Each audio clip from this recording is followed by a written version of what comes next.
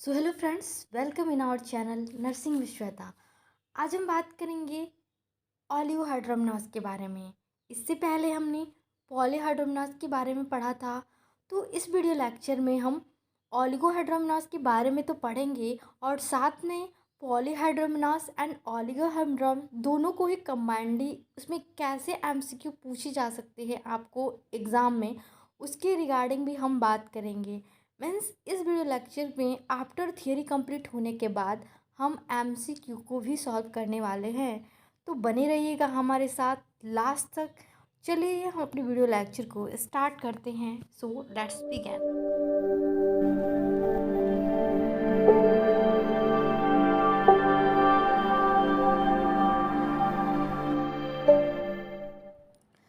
ऑलिगोहाइड्रोमनस की कंडीशन में amniotic fluid का लेवल 200 से कम हो जाता है एट द टर्म, तो उस कंडीशन को हम ऑलिगोहाइड्रोमनस के नाम से जानते हैं। और इसमें एमनियोटिक फ्लूइड इंडेक्स जो होता है वो 5 सेंटीमीटर से कम हो जाता है। नॉर्मली जब हमने एमनियोटिक फ्लूइड पढ़ा था तो वहाँ पे देखा था एमनियोटिक फ्लूइड में जो एमनियोटिक फ्लूइड इंडेक्स होते हैं वो 5 से 25 सेंटीमीटर के बीच में होते हैं। लेकिन अगर ये 5 सेंटीमीटर से कम हो जाते हैं तो ऑलिगोहाइड्रोमनस की कंडीशन को इंडिकेट करते हैं।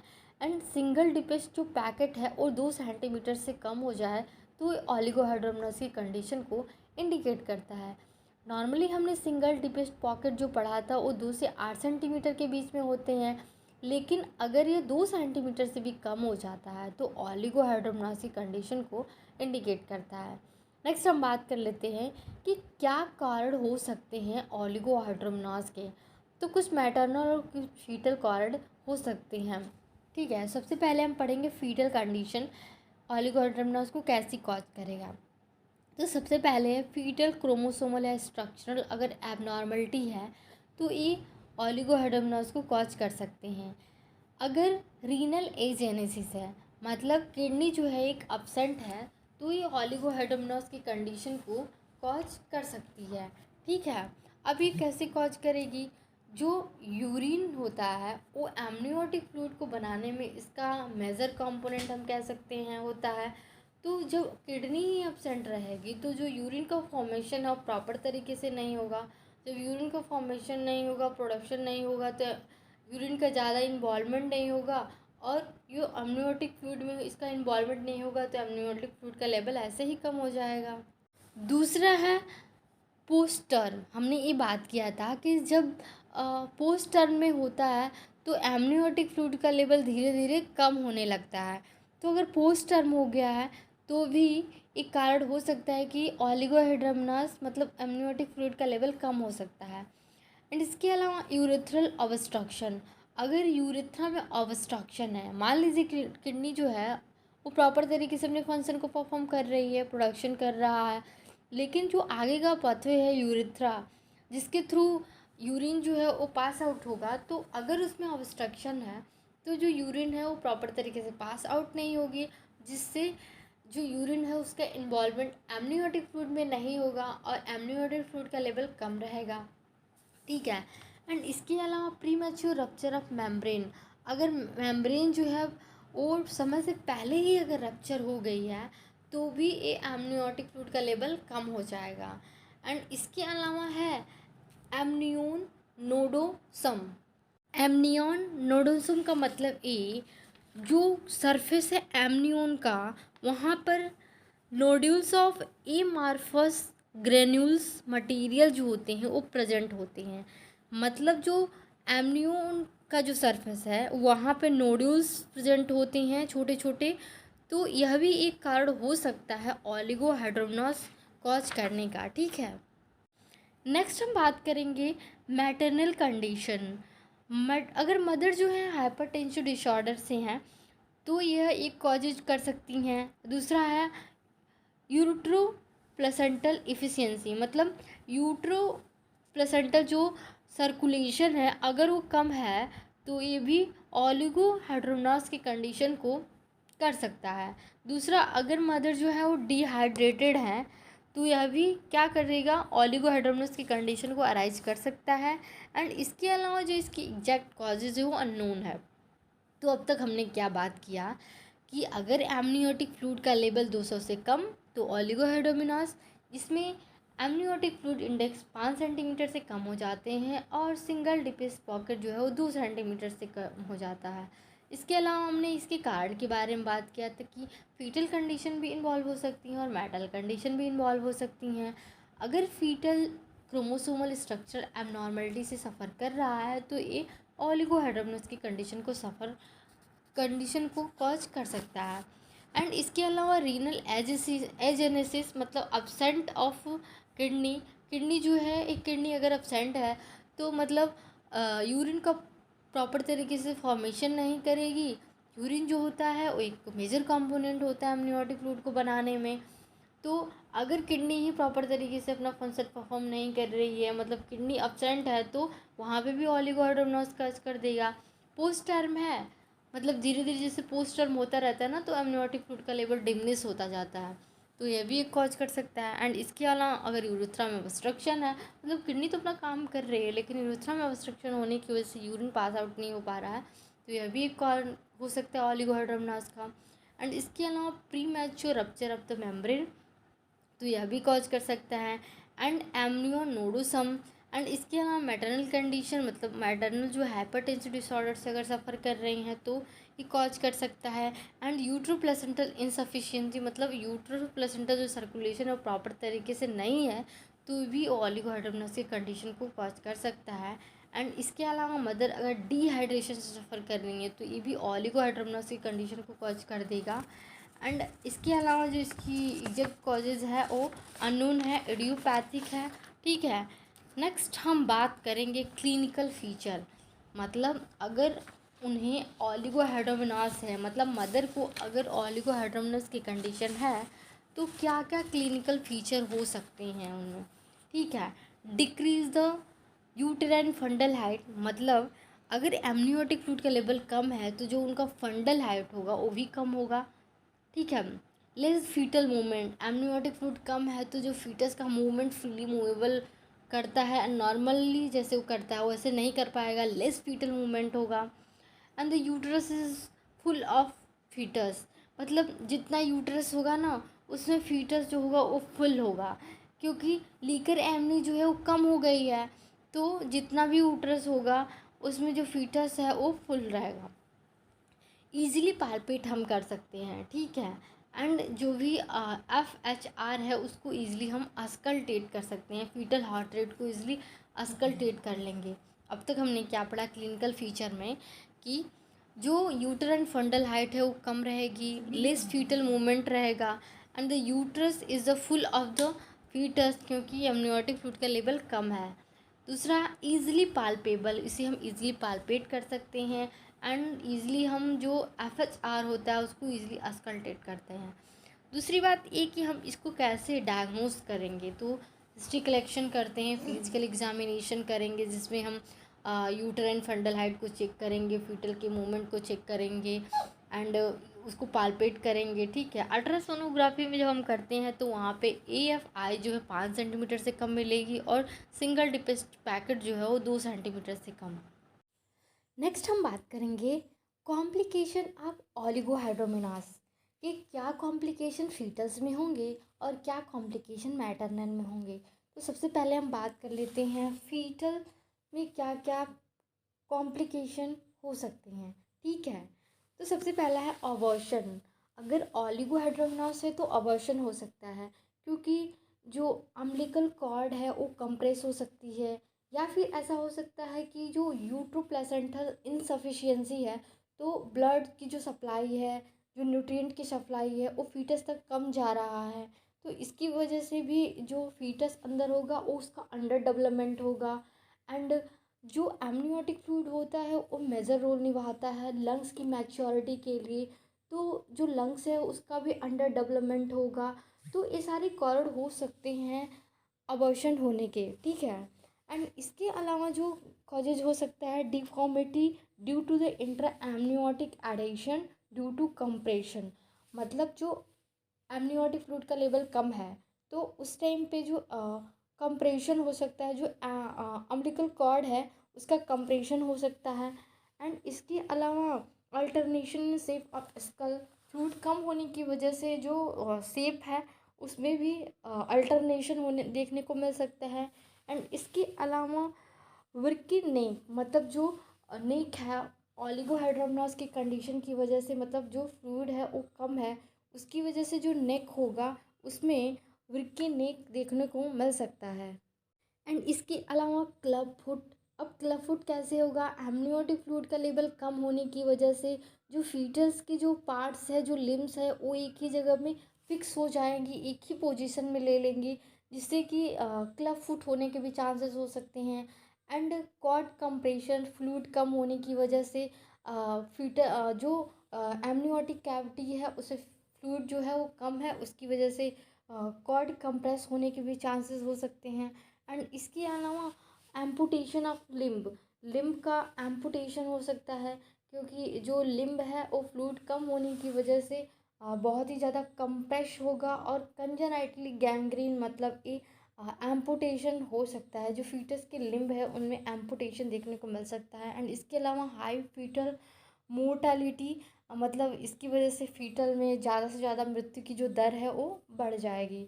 एंड इसके अलावा अगर मैटरनल कॉम्प्लिकेशन की बात करें तो prolong labour due to inertia, uterus में प्रॉपर तरीके से कॉन्ट्रैक्शन नहीं आएगा, जिससे कि जो लेबर है वो प्रोलॉन्ग होगा। एंड इसके अलावा डिस्टोसिया, डिस्टोसिया का मतलब एबनॉर्मल लेबर। नेक्स्ट हम बात करेंगे मैनेजमेंट ऑफ ओलिगोहाइड्रोमेनास, कि ओलिगोहाइड्रोमेनास की कंडीशन को हम कैसे मैनेज कर सकते हैं। तो सबसे पहले हम बात करेंगे मॉनिटर द एफएसआर। उसको मैनेज करने के लिए हम एफएसआर को मॉनिटर करेंगे, क्योंकि ओलिगोहाइड्रोमेनास की कंडीशन में कॉर्ड कंप्रेस होने के चांसेस होते हैं। जब कॉर्ड कंप्रेस होगा तो फीटल डिस्ट्रेस में जाएगा, जिससे उसका जो हार्ट बीट है वो <60 हो जाएगा। तो हार्ट रेट मॉनिटर करना मोस्ट इम्पॉर्टेंट है। एंड इसके अलावा जब फीटल डिस्ट्रेस में जाएगा तो उस टाइम पे हम मदर को लेफ्ट लेफ्टर पोजीशन प्रोवाइड करते हैं। एंड पिलो उसके राइट बटक के अंदर जो हो पिलो को रखते हैं। ये क्या करता है? To prevent from the cord compression. हमने क्या बात किया कि हम जब एफएसआर को मॉनिटर करेंगे तो ओलिगोहाइड्रोमेनास की कंडीशन है तो एफएसआर को मॉनिटर इसलिए करते हैं क्योंकि कॉर्ड कंप्रेशन होने के चांसेस है, क्योंकि फ्लूइड कम है, कॉर्ड कंप्रेस हो सकता है। जब कॉर्ड कंप्रेस होगा तो फीटल डिस्ट्रेस में जाएगा, जिससे उसका जो हार्ट रेट है, हार्ट बीट है, एफएसआर जो है वो 70 से कम हो जाएगी। तो उस टाइम पे मदर को हम लेफ्ट लैटरल पोजीशन देते हैं और उसके राइट बटक के नीचे पिलो को रखते हैं। ये क्या करता है? कॉर्ड कंप्रेशन से बचाता है। एंड इसके अलावा मदर को हम रेस्ट देंगे, रेस्ट करने के लिए बोलेंगे। एंड मदर को हम बोलेंगे ज़्यादा से ज़्यादा प्लेंटी ऑफ वाटर, ज़्यादा से ज़्यादा फ्लूइड इनटेक करने के लिए, ठीक है, कि जो ओलिगोहाइड्रोमेनास का कंडीशन है उसको मैनेज करने के लिए। एंड इसके अलावा हम एमनियोन इन्फ्यूजन कर सकते हैं, क्योंकि एमनियोटिक फ्लूइड का लेवल कम है तो हम बाहर से एमनियोन को इन्फ्यूज करेंगे।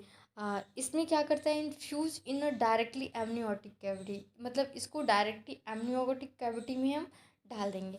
यहाँ पे मेरा क्वेश्चन आपसे ये है कि जब एमनियो इन्फ्यूजन करते हैं तो किस नंबर का हम निडल यूज करेंगे? इस चीज़ को आपको कमेंट में बताना है, ठीक है। एंड इसके अलावा एमनियन इन्फ्यूज कर रहे हैं तो 500 ml करते हैं, 1 घंटे में अंतर करते हैं। और जो फर्स्ट 30 मिनट है उसमें 250 ml देते हैं एंड नेक्स्ट 30 मिनट में फिर से हम 250 ml देते हैं। इस तरीके से 500 ml जो है अमाउंट जो है वो हम इन्फ्यूज कर देते हैं, ठीक है। तो आपको कमेंट बॉक्स में ये ज़रूर बताना है कि कितने नंबर का निडल जो है हम एमनियोन इन्फ्यूजन जब करते हैं तो कितने नंबर का निडल को हम यूज करते हैं। तो हम चलिए एक क्विक रिवीजन कर लेते हैं कि हमने अब तक क्या पढ़ा। हमने ये पढ़ा ओलिगोहाइड्रोमेनास की कंडीशन के बारे में पढ़ा कि जब एमनियोटिक फ्लूइड का लेवल 2000 से कम जब एमनियोटिक फ्लूइड का लेवल 200 से कम तो ओलिगोहाइड्रोमेनास की कंडीशन कहलाएगी। इसमें जो एमनियोटिक फ्लूइड इंडेक्स है वो 5 सेंटीमीटर से कम और सिंगल डिपिस्ट पॉकेट 2 सेंटीमीटर से कम। इसके अलावा इसके कुछ कारण हो सकते हैं, फीटल कारण एंड मैटरनल कारण। फीटल में हमने पढ़ा था fetal chromosomal structural, renal agenesis post term अगर है तो, यूरेथ्रल में ऑब्स्ट्रक्शन है तो यूरिन पास नहीं करेगा and pre mature rupture of membrane अगर जो मेम्ब्रेन में प्री मैच्योर रप्चर हो गई है उसकी वजह से भी एमनियोटिक फ्लूइड कम हो जाएगा। एंड एमनियोन नोडोसम, इसके अलावा मैटरनल कंडीशन जैसे हाइपरटेंसिव डिसऑर्डर है मदर को, या यूट्रो प्लेसेंटस इनसफिशियंसी है, प्रॉपर तरीके से जो फीटस तक सर्कुलेशन नहीं जा रहा है तो भी हो सकता है। एंड मदर डिहाइड्रेटेड है, या इसकी जो कारण है वो एडियोपैथिक भी हो सकती है, अननोन। ठीक है। एंड इसके अलावा क्या क्या सिम्टम्स होंगे, क्या क्या क्लिनिकल फीचर दिखाई देंगे मदर में। यूटरस की जो फंडल हाइट है वो कम रहेगी, लेस फीटल मूवमेंट होगा, क्योंकि एंड इसके अलावा यूट्रस का जो लेवल है, जो एमनियोटिक फ्लूइड का जो लेवल है वो कम है, तो जो फुल ऑफ द फीटस, मतलब जितनी कैविटी है उसमें फीटस वो फुल रहेगा उस कैविटी के अंदर। एंड ईजिली हम पाल्पेट कर सकते हैं फीटल के पार्ट को। एंड इसके अलावा अस्कल्टेट करेंगे, जो FHR है उसको ईजिली अस्कल्टेट कर सकते हैं। हम डायग्नोसिस इवैल्यूएशन में हम हिस्ट्री कलेक्शन, फिजिकल एग्जामिनेशन करते हैं, जिसमें हम इंस्पेक्शन पाल्पेशन करेंगे तो उसमें हम ये देख ही लेंगे कि यूट्रस का फंडल हाइट कम है, फीटल पार्ट इजीली पाल्पेट हो जा रहा है, FHR इजीली ले रहे हैं, या जो भी फीटल की जो मूवमेंट है वो लेस मूवमेंट है। तो इस तरीके से फिजिकल एग्जामिनेशन से आइडेंटिफाई कर सकते हैं। इसके अलावा अल्ट्रासोनोग्राफी करते हैं जो कि कंफर्मेटरी डायग्नोसिस होता है। इसमें AFI का लेवल एंड SDP का लेवल चेक करेंगे।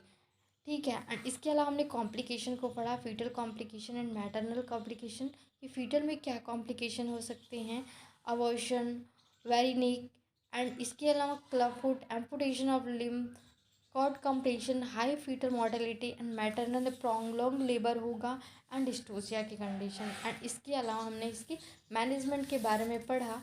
ठीक है, कि FHR को मॉनिटर करना है, रेस्ट के लिए बोलना है, फ्लूइड इनटेक करने के लिए करना है, एमनियोन को इन्फ्यूज करना है। और तो चलिए हम अपने MCQ को स्टार्ट करते हैं। पहला हमारा क्वेश्चन है, which of the condition will result in case of the amniotic fluid is more than 2000 ml in amniotic sac. मतलब किस कंडीशन में एमनियोटिक फ्लूइड का लेवल 2000 से ज़्यादा हो जाता है। पहला ऑप्शन कह रहा है पॉलीहाइड्रोमिनास, दूसरा कह रहा है कि ओलिगोहाइड्रोमिनास, एंड तीसरा कह रहा है एमनाइटिस, एंड चौथा कह रहा है एनहाइड्रोमिनास। तो एमनियोटिक फ्लूइड का लेवल अगर 2000 से ज़्यादा चला जाए तो उसे हम पॉलीहाइड्रोमिनास की कंडीशन से डिनोट करते हैं। जबकि अगर एमनियोटिक फ्लूइड का लेवल 200 से कम हो जाता है तो उसे ओलिगोहाइड्रोमिनास की कंडीशन में इंक्लूड करेंगे। तो यहाँ पे जो हमारा करेक्ट आंसर है वो है ए, पॉलीहाइड्रोमिनास इज अ करेक्ट आंसर। ठीक है। नेक्स्ट हमारा क्वेश्चन है amniotic fluid index is measured by. Amniotic fluid index को कैसे मेजर्ड करते हैं। पहला ऑप्शन कह रहा है लिपॉइड मोन्योर, दूसरा कह रहा है एब्डोमेन गर्थ, तीसरा कह रहा है अल्ट्रासोनोग्राफी, एंड चौथा कह रहा है बोलटमेंट। तो जब हम एमनियोटिक फ्लूइड इंडेक्स पढ़ रहे थे तो नॉर्मली तो हमने ये पढ़ा था कि ये 5 से 25 सेंटीमीटर से बीच में रहता है। अगर ये 5 सेंटीमीटर से कम होता है तो ओलिगोहाइड्रोमिनास, और 25 से ज़्यादा तो पॉलीहाइड्रोमिनास। तो कह रहा है कि एमनियोटिक फ्लूइड इंडेक्स को हम कैसे मेजर करते हैं। तो एमनियोटिक फ्लूइड जो इंडेक्स है उसे हम अल्ट्रासोनोग्राफी के थ्रू ही मेजर करते हैं। ठीक है। नेक्स्ट हमारा क्वेश्चन है amniotic fluid index of less than 5 centimetre indicate. अगर एमनियोटिक फ्लूइड का जो इंडेक्स है वो 5 सेंटीमीटर से कम हो जाता है तो किस कंडीशन को इंडिकेट करेगा। हाइड्रोमिनास, एनहाइड्रोमिनास, एंड पॉलीहाइड्रोमिनास, एंड ओलिगोहाइड्रोमिनास। तो जब एमनियोटिक फ्लूइड इंडेक्स का लेवल जो है वो 5 सेंटीमीटर से कम हो जाता है तो ए ओलिगोहाइड्रोमिनास की कंडीशन को इंडिकेट करता है। एंड अगर 25 सेंटीमीटर से ज़्यादा तो पॉलीहाइड्रोमिनास की कंडीशन को इंडिकेट करता है। तो यहाँ पे जो हमारा करेक्ट आंसर जाएगा वो जाएगा oligohydramnios is a correct answer. Next हमारा क्वेश्चन है oligohydramnios in pregnancy refer to. Oligohydramnios pregnancy में किसे कहेंगे। अगर नॉर्मल एमनियोटिक फ्लूइड का लेवल है तब कहेंगे ओलिगोहाइड्रोमिनास, या एमनियोटिक फ्लूइड का लेवल ज़्यादा हो गया, एक्सेस हो गया है। एंड सी ऑप्शन में कह रहा है reduction of the amniotic fluid, and D option में कह रहा है कि इनलार्ज एमनियोटिक फ्लूइड। तो जो हमारा करेक्ट आंसर यहाँ पे रहेगा, ओलिगोहाइड्रोमनस की कंडीशन में एमनियोटिक फ्लूइड का लेवल जो है वो कम हो जाता है। ठीक है, 200 से कम हो जाता है, तो उस कंडीशन को ओलिगोहाइड्रोमनस की कंडीशन के नाम से जानते हैं। तो यहाँ पे जो करेक्ट आंसर रहेगा हमारा C is a correct answer, reduction amniotic fluid level is a correct answer. Next हमारा क्वेश्चन है, oligohydramnios related which of the following condition. Oligohydramnios किस कंडीशन से रिलेट करता है? अगर यूसोफेगस अट्रेशिया है तो, या डाउन सिंड्रोम है तो, एनेंसेफेली या रीनल एजेनेसिस। तो जब हमने पढ़ा था, जब हम पढ़ रहे थे पॉलीहाइड्रोमनस की कंडीशन को, तो वहाँ पे हम देख रहे थे कि अगर जो यूसोफेगस है उसकी कंटिन्यूटी नहीं है, वो जो यूसोफेगस का जो पार्ट है वो पीस से ब्लाइंड है, तो जो फीटस है वो एमनियोटिक फ्लूइड को सॉलो नहीं कर पा रहा है। तो जब ईसोफेगस एट्रेशिया रहेगा तो उस टाइम पे जो फीटस एमनियोटिक फ्लूइड को सॉलो नहीं करेगा, तो एमनियोटिक सैक में एमनियोटिक फ्लूइड का लेवल बढ़ जाएगा। तो मतलब ये जो यूसोफेगस एट्रेशिया है वो पॉलीहाइड्रोमनस की कंडीशन को इंडिकेट करेगा। ठीक है, कॉजेज है, उसका कॉजेज है। एंड इसके अलावा डाउन सिंड्रोम भी पॉलीहाइड्रोमनस का एक कॉजेज है। एंड एनेंसेफेली मतलब ब्रेन जो है वो प्रॉपर तरीके से डेवलप नहीं है, वहाँ पे सीएसएफ का ट्रांसड्यूएशन होगा। एंड तो जब सीएसएफ का ट्रांसड्यूएशन होगा तो एमनियोटिक फ्लूइड में मिक्स होगा और एमनियोटिक फ्लूइड के लेवल को बढ़ा देगा। ठीक है, तो मतलब जो एनेंसेफेली है ये भी पॉलीहाइड्रोमनस की कंडीशन को कॉज करता है। एंड रीनल एजेनेसिस मतलब जब किडनी का प्रॉपर तरीके से डेवलपमेंट नहीं हुआ तो यूरिन का फॉर्मेशन नहीं करेगा। जब यूरिन का फॉर्मेशन नहीं करेगा तो एमनियोटिक फ्लूइड में ऐड नहीं होगा, तो एमनियोटिक फ्लूइड का लेवल कम हो जाएगा। तो ये जो ओलिगोहाइड्रोमनस जिस कंडीशन को यहाँ पे रिलेट कर रहा है वो रीनल एजेनेसिस, मतलब किडनी प्रॉपर तरीके से अपने फंक्शन को प्रॉपर तरीके से डेवलप ही नहीं है, उसका फॉर्मेशन ही नहीं हुआ है, तो यूरिन का फॉर्मेशन ही नहीं होगा, तो ओलिगोहाइड्रोमनस की कंडीशन को कॉज कर सकता है। ठीक है, तो यहाँ पे जो करेक्ट आंसर होगा renal agenesis is correct answer. तो ये रहा ओवरऑल इन्फॉर्मेशन रिगार्डिंग द ओलिगोहाइड्रोमनस। ठीक है, एंड इसमें हमने ओलिगोहाइड्रोमनस के बारे में पढ़ा, एंड इसके अलावा ओलिगोहाइड्रोमनस एंड पॉलीहाइड्रोमनस दोनों के एमसीक्यू को भी पढ़ा। तो आई होप ये वीडियो लेक्चर आपको पसंद आया हो। तो थैंक यू फॉर वॉचिंग। चलिए इस वीडियो लेक्चर को आप जल्दी से लाइक कर दीजिए, एंड अगर आप चैनल पे न्यू है तो इस चैनल को सब्सक्राइब कर दीजिए और इस वीडियो को अपने फ्रेंड के पास भी शेयर कर दीजिए। ठीक है, so thank you for watching. Keep learning, keep achieving.